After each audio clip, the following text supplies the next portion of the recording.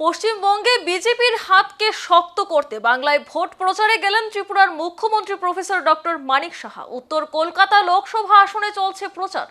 North কলকাতার BJP প্রার্থী তাপস রায়ের সমর্থনে ত্রিপুরার মুখ্যমন্ত্রী ডক্টর মানিক সাহা তাপস রায়ের নমিনেশন জমা দেওয়ার র্যালিতে অংশগ্রহণ করেন।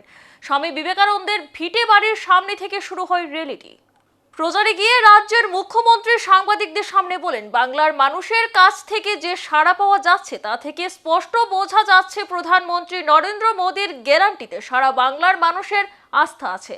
তাছাড়া তিনি বলেন, এবছর অনুষ্ঠিত হচ্ছে 18তম লোকসভা নির্বাচন, আর এই নির্বাচন শুধু 5 বছরের জন্য নয়, আগামী 1000 বছরে ভারতবর্ষ কোন দিকে যাবে সেই নির্দেশিকা তৈরি হবে, বারবার বলছেন প্রধানমন্ত্রী নরেন্দ্র মোদী।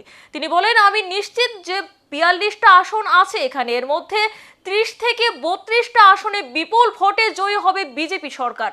শুনে নেব বাংলায় দাঁড়িয়ে কি বলছেন রাজ্যের মুখ্যমন্ত্রী ডক্টর মানিক সাহা। এই নির্বাচন শুধু 5 বছরের জন্য নয়, আগামী আমরা প্রধানমন্ত্রীজি বারবার বলছেন যে 1000 বছরে কোন দিকে আমাদের ভারত যাবে তার নির্দেশ এবং নির্দেশিকা সেইগুলো তৈরি হবে। এর জন্য ইম্পর্টেন্ট খুব প্রয়োজন।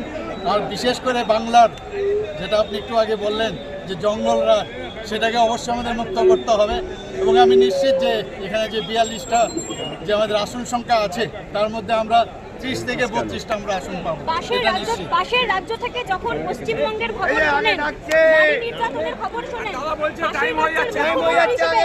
মুখ্যমন্ত্রী হিসেবে আপনার তখন কি প্রতিক্রিয়া হয়, কি হওয়া উচিত? কি বলবো, এর থেকে দুঃখের বিষয় আর কিছুই হয় না। আমরা দেখছি যেখানে মাননীয় প্রধানমন্ত্রীজি নারী শক্তিকে আরও শক্তিমান করার জন্য যেভাবে উনি চেষ্টা চালাচ্ছেন, এখানে আপনারা সবাই জানেন যে উনি আমাদের মাননীয় প্রধানমন্ত্রীজি যেভাবে একটা আনলেন নারীদের উত্তরণের জন্য, 3% রিজার্ভেশন পার্লামেন্টে এবং আমাদের বিধানসভায় সব দিকে নারীদের